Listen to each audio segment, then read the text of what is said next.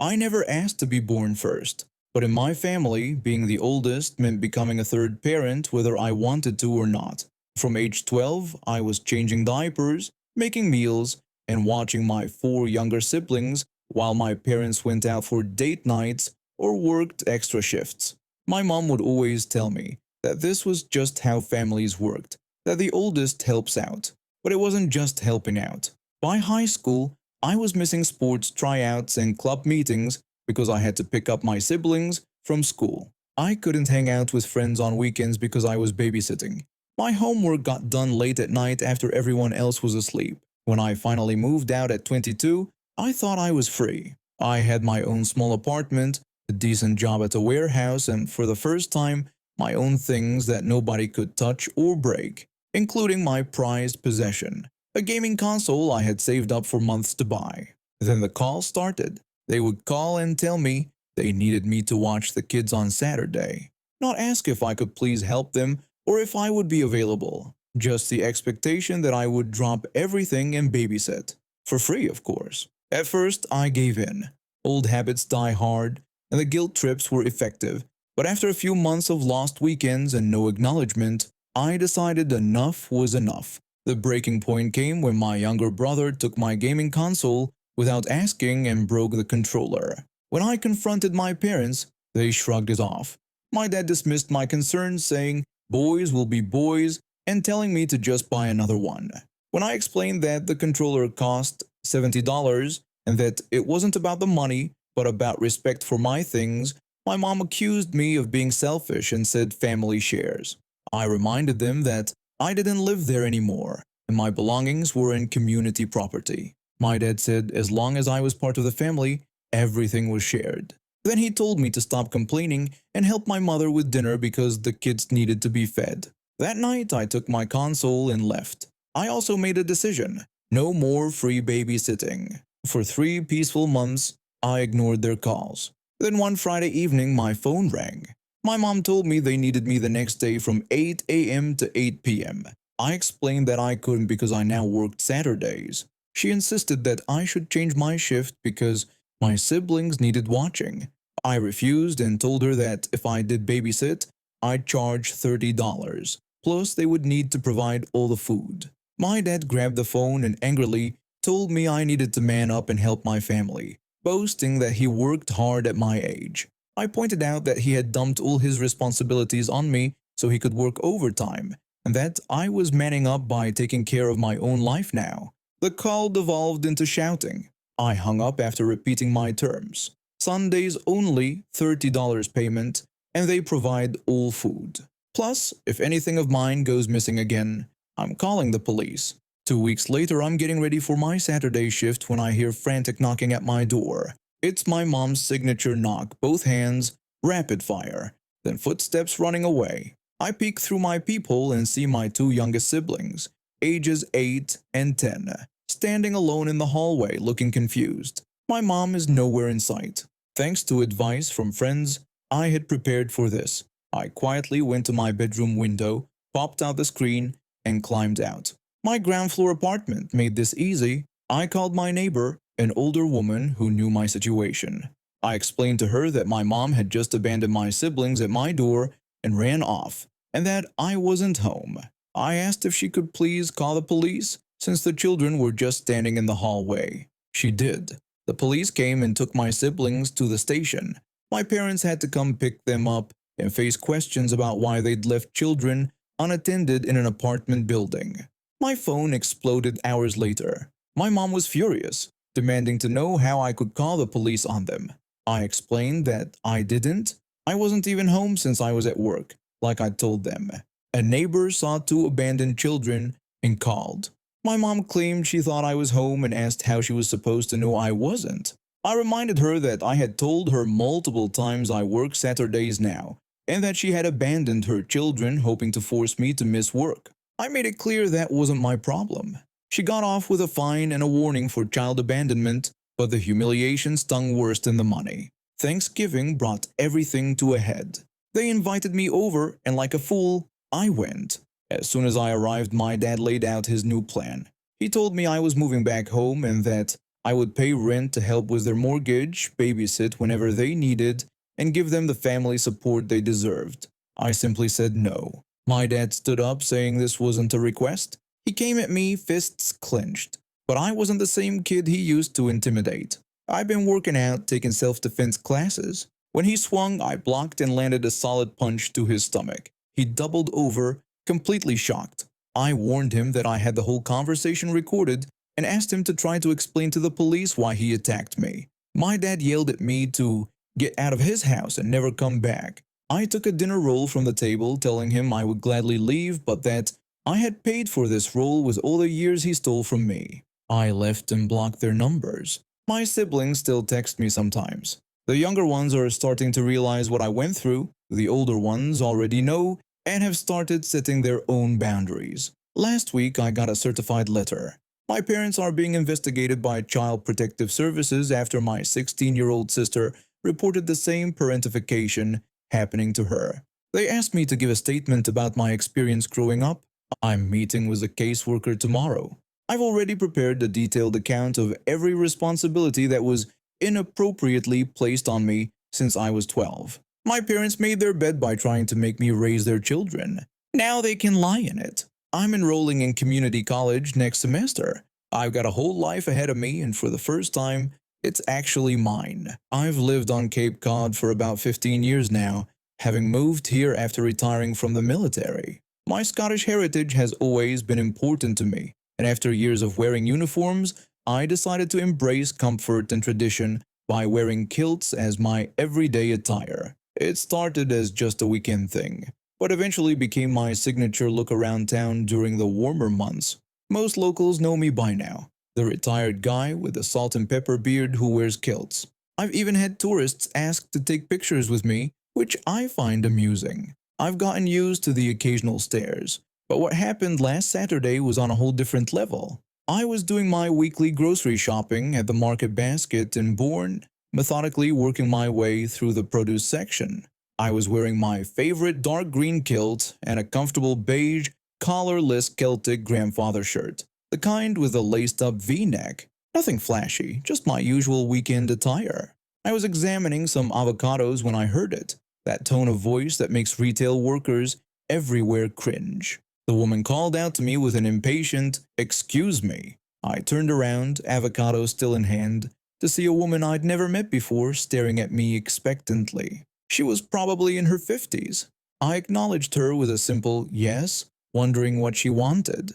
Without saying a word, she thrust a piece of paper toward me. I looked down and saw it was a handwritten grocery list. Confused, I handed it back to her and politely explained that I didn't work at the store. Her eyes narrowed and her lips thinned into a tight line. She accused me of lying and demanded that I do my job. Before I could respond, she snatched the list back and shoved it into the front pocket of my shirt. I stood there for a moment, honestly stunned by the audacity. I've dealt with entitled people before, but this was something else. Rather than argue with her, I learned long ago that you can't reason with unreasonable people. I slowly took the grocery list out of my shirt pocket. I made eye contact with her as I deliberately ripped it in half, and then in half again. Her eyes widened in shock as I tossed the pieces into the air, watching them flutter down like confetti. The woman became enraged. She shouted at me, saying how dare I do that, and threatened to get the manager. She screamed that I would be fired for my actions. Other shoppers stopped and stared, but I just stood there. I knew I hadn't done anything wrong, and frankly, after her behavior, I didn't feel guilty about the list. The commotion attracted the attention of the store manager, who happened to be restocking a nearby display. He hurried over, asking if everything was all right. The woman immediately complained that I, as an employee, had destroyed her shopping list and demanded that I be fired immediately. The manager looked at me, recognition dawning on his face. He'd checked me out personally several times before, and we'd chatted about Scotland once when he noticed my kilt. He told the woman that I wasn't an employee but a regular customer. The woman was confused and started to stutter, gesturing vaguely at my outfit, apparently just now processing that a kilt and Celtic shirt were not in fact the market basket uniform. The manager pointed out that their employees wear khakis and blue polo shirts with the store logo. The manager bent down and picked up the torn pieces of her grocery list. He handed them back to her with remarkable professionalism and suggested she could find tape in aisle 7 with the school supplies to put her list back together. She stood there, her mouth opening and closing like a fish out of water. No sound came out. The manager turned to me and apologized for the incident, asking if there was anything he could help me with. I thanked him but explained I was ready to check out.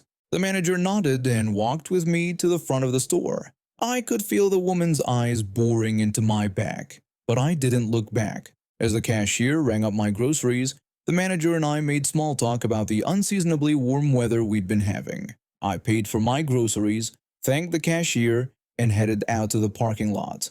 I loaded my bags into my car and drove home, shaking my head at the absurdity of it all. When I got home, I told my wife about what happened, and she laughed so hard she had tears in her eyes. We've added the story to our collection of Cape Cod characters we've encountered over the years. And no, I haven't stopped wearing my kilts to go shopping. If anything, the incident has made me more determined than ever to stay comfortable in my own skin and my own clothes.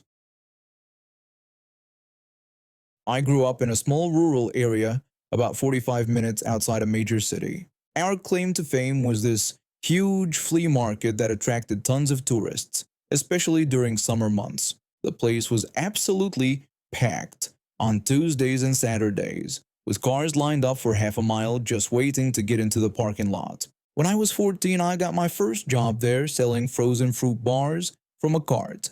It was perfect for me since the flea market was exactly 1 mile from our house on the same road. I'd just hop on my bike and pedal down, passing only one intersection with a stop sign along the way. I knew every inch of that route like the back of my hand.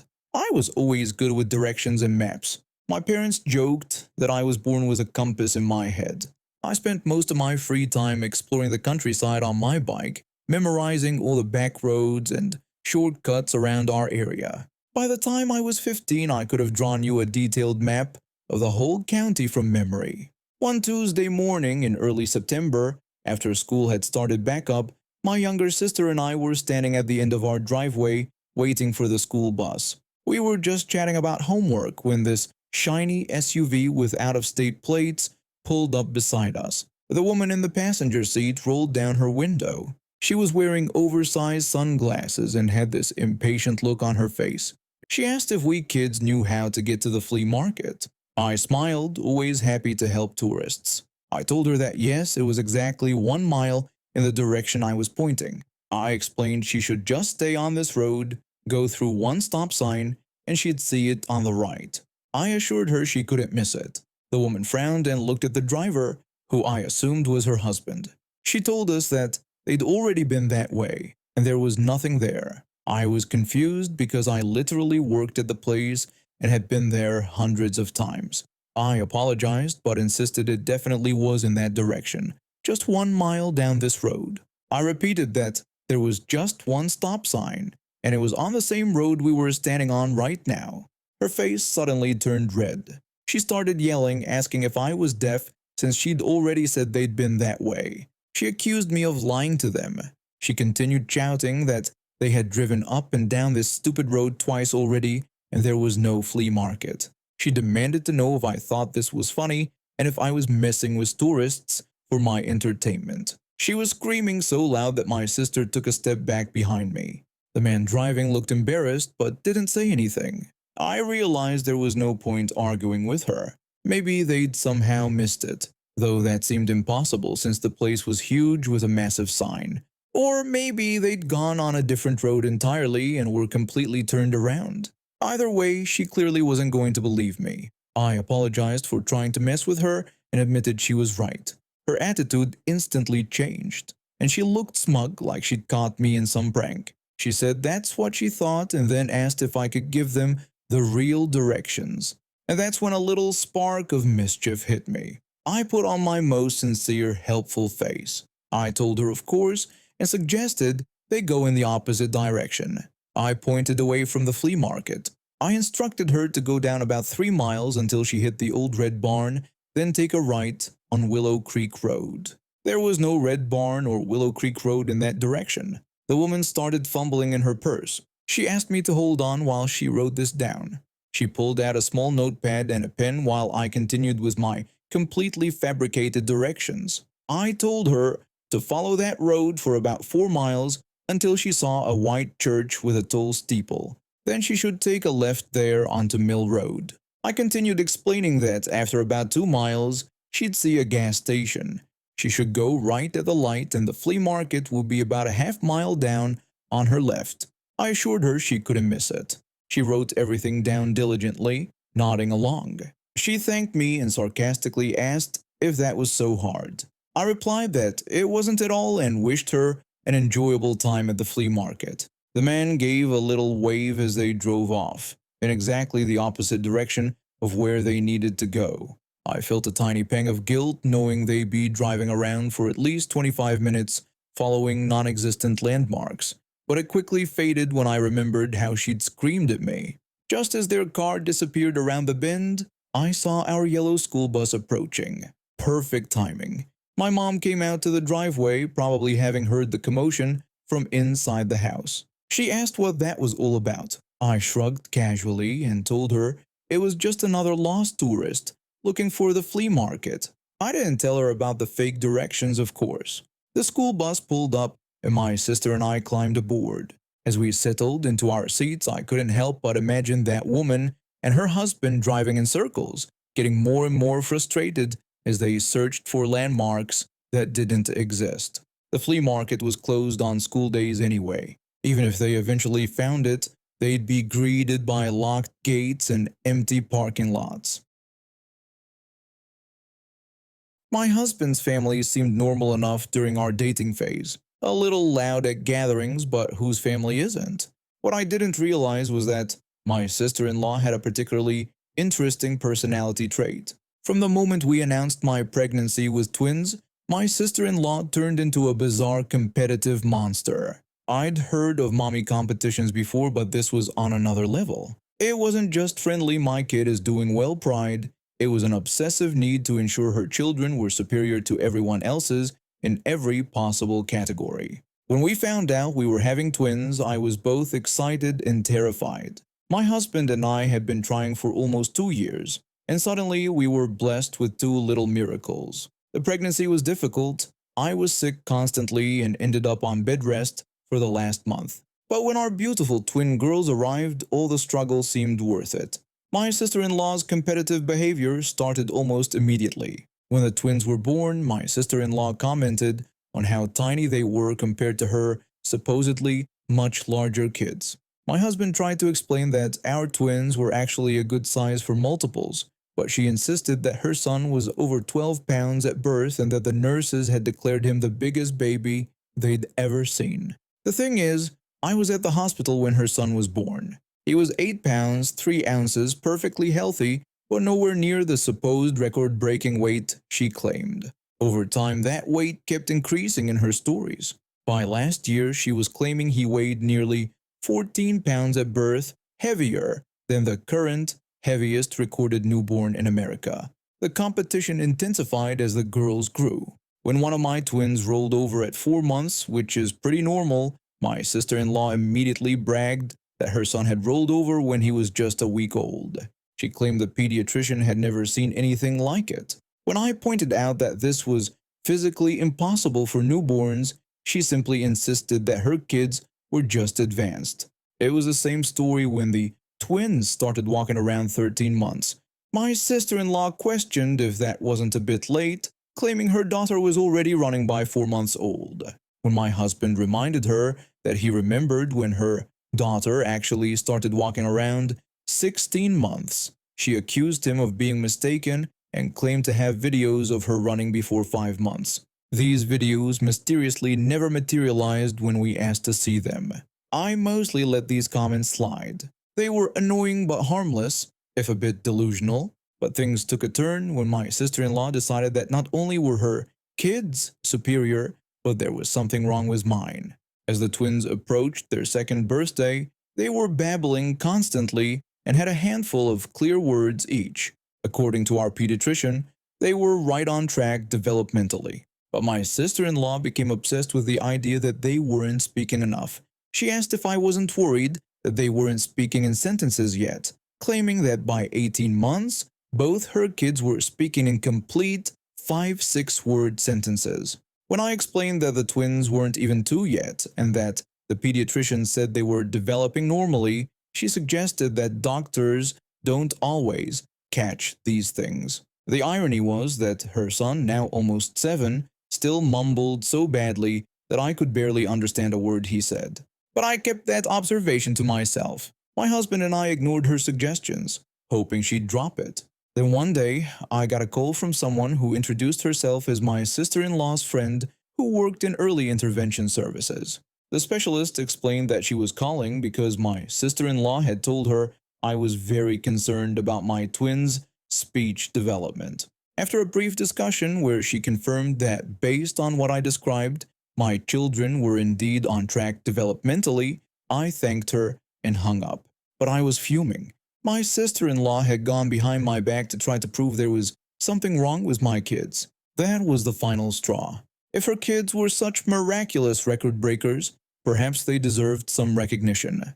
The next Saturday, we had dinner at my in-laws' house. The kids were playing in another room, and all the adults were gathered around the dining table. I told my sister-in-law I had something for her, explaining that since her kids had broken so many developmental records, I thought they deserved proper recognition.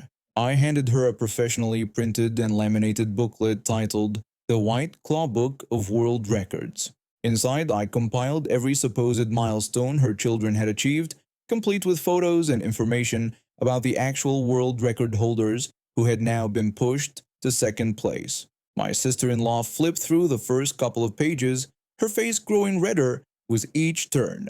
Finally, she slammed it shut and called me a jerk. She shoved the booklet toward her husband, who picked it up curiously. After reading the first page, he burst into laughter and asked her why she was still lying about these things, mentioning they had talked about this many times before. My sister-in-law stormed out of the house without another word.